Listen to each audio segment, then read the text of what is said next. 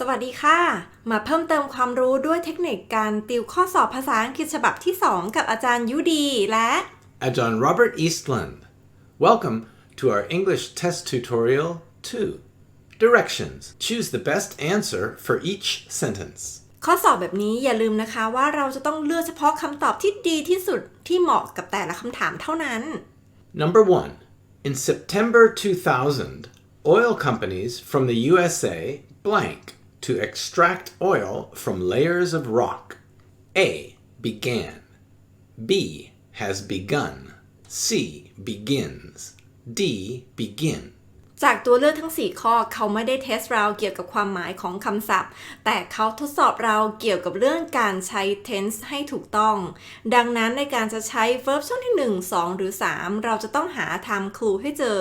จอคำระบุเวลาของโจทย์ข้อนี้ไหมคะจะเห็นคำว่า in September 2000ปีนี้ปีอะไรเอ่ยปีนี้ปี 2020 แล้วแสดงว่าเหตุการณ์ตรงนี้เกิดขึ้นไปแล้วจบไปแล้วนะคะลองดูซิว่าตัวไหนเอ่ยที่เหมาะสมกับโจทย์ข้อนี้มันจะต้องเป็น verb ช่องที่ 2 นะคะก่อนจะเลือกคำตอบมาดูนะคะว่า begin เนี่ยใน verb ช่องที่ 1 2 และ 3 หน้าตาเป็นอย่างไรบ้างลองดูค่ะ begin ตัวแรกเราจะใช้กับเหตุการณ์ที่เป็นเรื่องจริงเป็นเหตุการณ์ปัจจุบันแต่ว่าตอนเนี้ยปี 2000 มันเป็นอดีตเราตัดทิ้งนะคะก็จะตัดทิ้งข้อ C กับข้อ D ออกเพราะว่าเป็น verb ช่องที่ 1เรามาดูกันต่อนะคะสำหรับ verb ช่องที่ 2 began ใช้กับเหตุการณ์ที่เกิดขึ้นแล้วในอดีตแล้วทำไม begun ถึงใช้ไม่ได้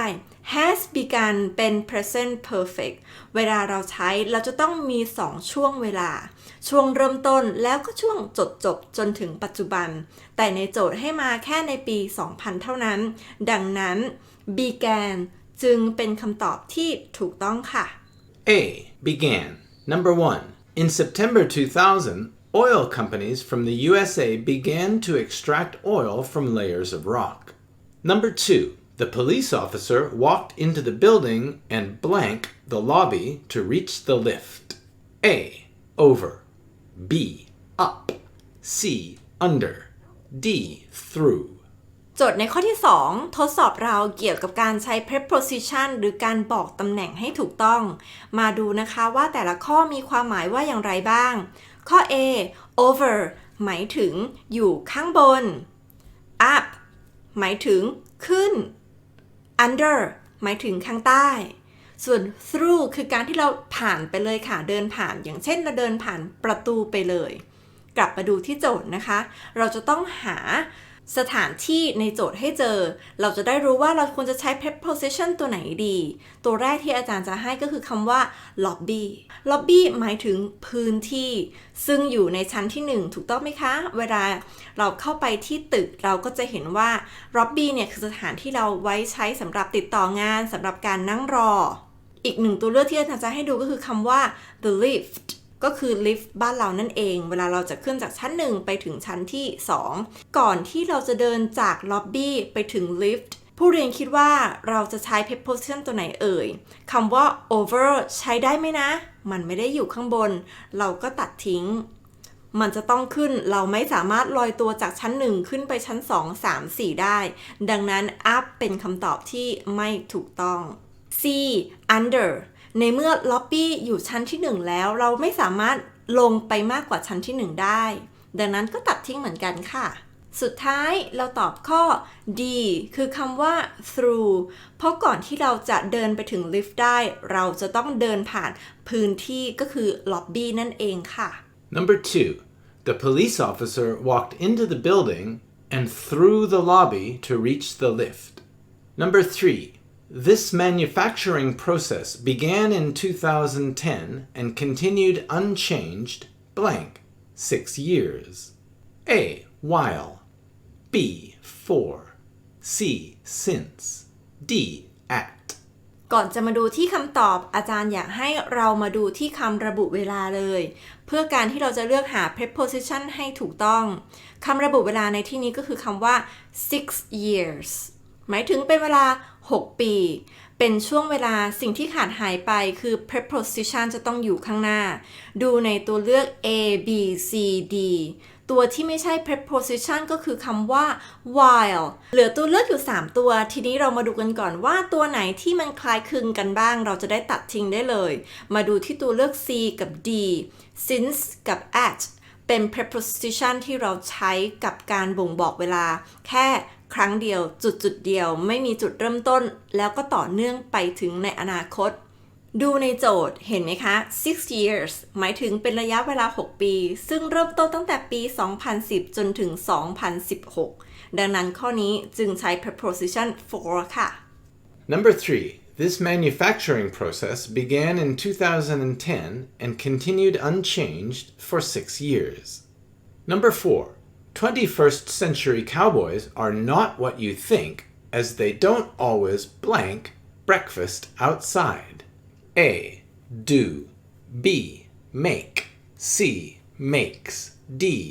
Does. โจทย์ในข้อที่ 4 นี้เขาจะทดสอบเราเกี่ยวกับเรื่องการใช้ do กับ make เราจะต้องแยกให้ออกว่า do กับ make ใช้กับอะไรได้บ้าง ตรงนี้ให้ดูคีย์เวิร์ดไว้ที่คำว่า breakfast ก่อนที่เราจะมาหาคำตอบที่ถูกต้องเราจะมาดูกันนะคะว่า do กับ make เราใช้ในกรณีไหนได้บ้างดูส่วนใหญ่แล้วเราจะใช้กับกิจกรรมอยู่ในช่วงวัยเรียนก็อย่างเช่นทำอะไรคะกิจกรรมที่เราทำกันบ่อยๆหลังจากเลิกเรียนก็คือทำการบ้าน do homework เป็นต้นส่วนคำว่า make เราจะใช้กับมื้ออาหารจะใช้กับการตัดสินใจได้หรือยังเอ่ยว่าเราจะเลือกตัวไหนคีย์เวิร์ดที่อาจารย์ให้ไปก่อนหน้านี้ก็คือคำว่า breakfast เป็นมื้ออาหารใช่ไหมคะเราจะใช้กับคำว่า makeดังนั้นเราจะตัดตัวเลือกที่ไม่เข้าแก๊ปออกก่อนก็คือข้อ A กับข้อ D dog เหลืออยู่2ข้อ A make หรือว่า makes D ให้กลับไปดูที่ไหนคะถ้า choice ให้มาเป็น verb เราจะต้องกลับไปดูที่ประธานก็คือ cowboys ในที่นี้เขาใช้ pronoun แทนก็คือคำว่า they ซึ่งมีหลายๆคนแล้วกริยาเราไม่ต้องเติม s ข้อที่ไม่ใช่อีกหนึ่งข้อก็คือข้อ C ข้อที่ถูกต้องก็คือข้อ B boy make เฉยๆไม่มี s ค่ะ Number 4. 21st century cowboys are not what you think, as they don't always make breakfast outside. Number 5. Both humans and blank can follow instructions, but only blank can invent things. A. People, robots. B. Robots, robots. C. Robots, people. D. People, humans. จากตัวเลือกที่ให้มาทั้ง4ข้อจะเห็นว่ามีอยู่แค่2คำเท่านั้นที่เราควรจะรู้ความหมาย people หมายถึงอะไรเอ่ยหมายถึงคน robots หมายถึงหุ่นยนต์คิดตามให้ได้นะคะว่าทั้ง2คำนี้มีความหมายแตกต่างกันยังไงกลับมาดูที่โจทย์ค่ะคำว่า humans ก็หมายถึงคนมาดูที่ and เป็นคำเชื่อมถ้าข้างหน้าคำว่า humans หมายถึงคนแล้วดังนั้นคำข้างหลังก็จะไม่พูดซ้ำกันนะคะได้ข้อที่เราควรจะตัดหรือยังเอ่ยก็คือข้อ A แล้วก็ข้อ D เราได้แล้วนะคะ robots เป็นคำตอบที่ถูกต้องแน่ๆเลยแล้วอีกคำหนึ่งล่ะจะเป็นคำว่าอะไรเอ่ยเห็นคำว่า invent ไหมคะคำนี้มีความหมายว่าคิดค้นประดิษฐ์ผู้เรียนคิดว่าหุ่นยนต์จะคิดค้นได้หรือเปล่าจะคิดได้ไหมนะไม่สามารถทำได้ข้อนี้เราจึงใช้คำว่า people ค่ะคำตอบที่ถูกต้องก็คือข้อ C Robots, people. 5. Both humans and robots can follow instructions, but only people can invent things.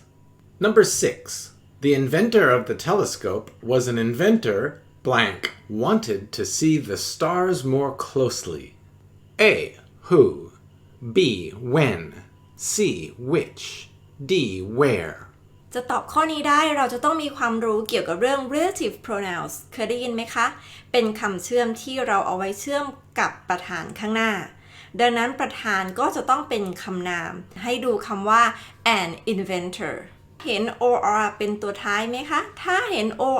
er เมื่อไหร่ให้เรานึกถึงคนอาจารย์จะมาสอนนะคะว่า choice ข้างล่าง4ตัวนี้ใช้ยังไงบ้าง who who เราใช้กับคน B when เราใช้กับเวลาข้อ C which เราใช้กับอะไรที่เป็นสิ่งของข้อ D where เราใช้กับอะไรที่เป็นสถานที่กลับมาดูที่โจทย์นะคะ inventor เป็นคน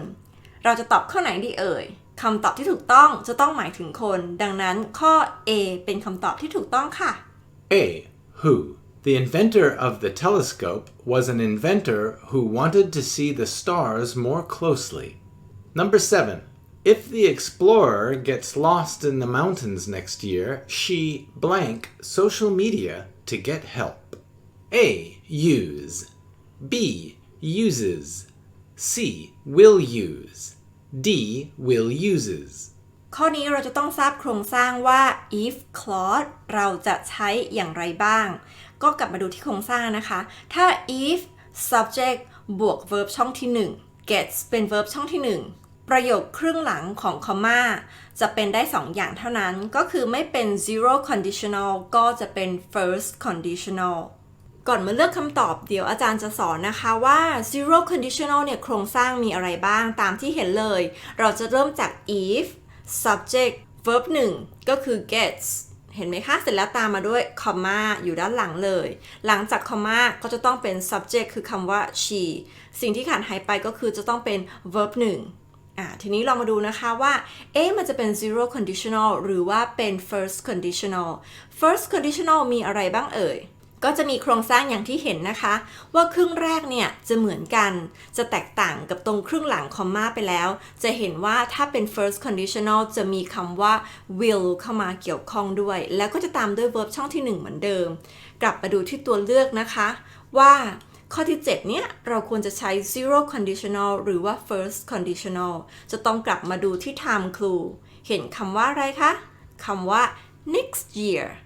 หมายถึงปีหน้าเราจึงเลือกใช้ first conditional ดังนั้นเราจะได้2ตัวเลือกที่เราควรตัดทิ้งก็คือข้อ A กับข้อ B แล้วข้อ C กับข้อ D ล่ะผู้เรียนเห็นไหมคะว่าข้อไหนเป็นข้อที่ถูกต้องเราจะใช้ข้อ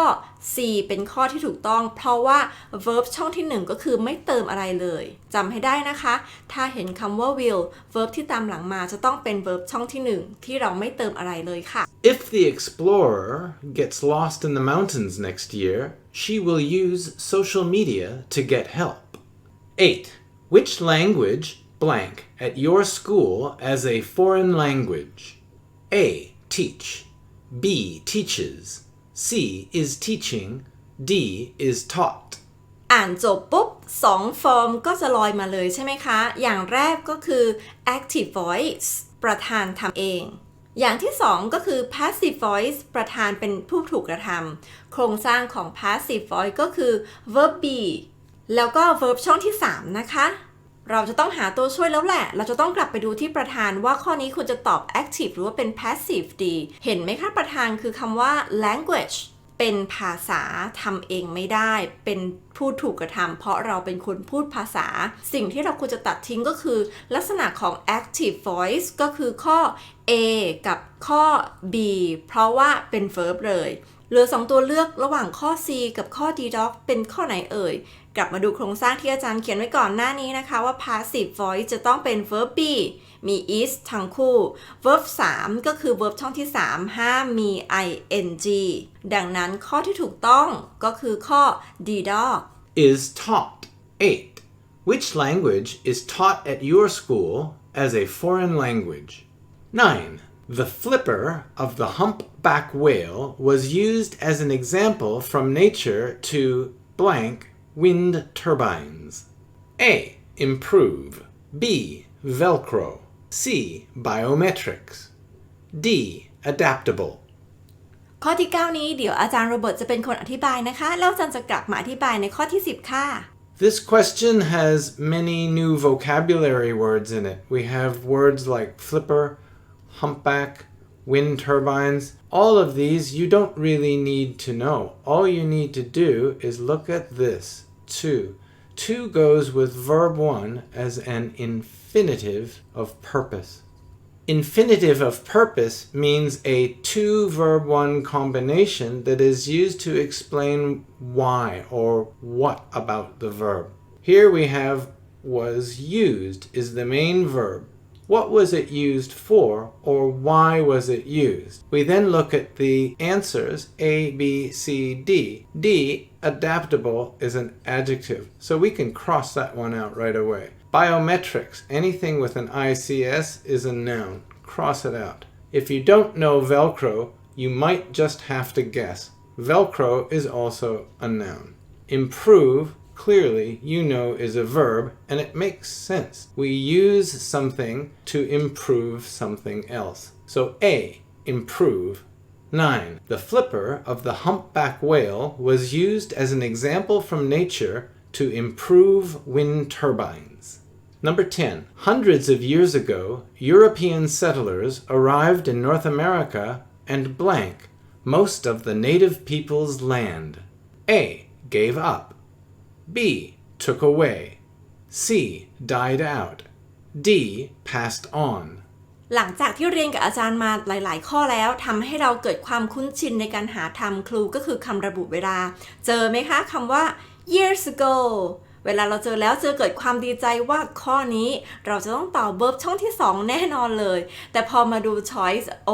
นะคะเป็น verb ช่องที่2หมดเลยเราจะทำยังไงดีล่ะทีนี้ก็ต้องใช้การสื่อความหมายช่วยคำว่า European settlers คือคนที่ย้ายถิ่นฐานมาอยู่ที่ไหนคะ North America ก็คืออเมริกาเหนือแล้วเขามาทำอะไรเอ่ยกับ native people's land ก็คือคนพื้นถิ่นคนท้องที่เขามาทำอะไรนะมาดูที่ความหมายทีละข้อกันเลยเนาะ A give up หมายถึงเราหยุดแล้วเราไม่ทำต่อไปแล้วมันใช่ไหมนะถ้าเกิดเขาจะมาที่ดินแดนแห่งใดแห่งหนึ่งเขาก็ต้องมาทำอะไรสักอย่างหนึ่งดังนั้นข้อ A ไม่ใช่ค่ะข้อ B เก็บไว้ในใจก่อนได้ไหม took away หมายถึงการเอาไปจากที่เขามีอยู่แล้วเราก็ไปเอาแบบนั้นเขาเรียกว่า took away ข้อ C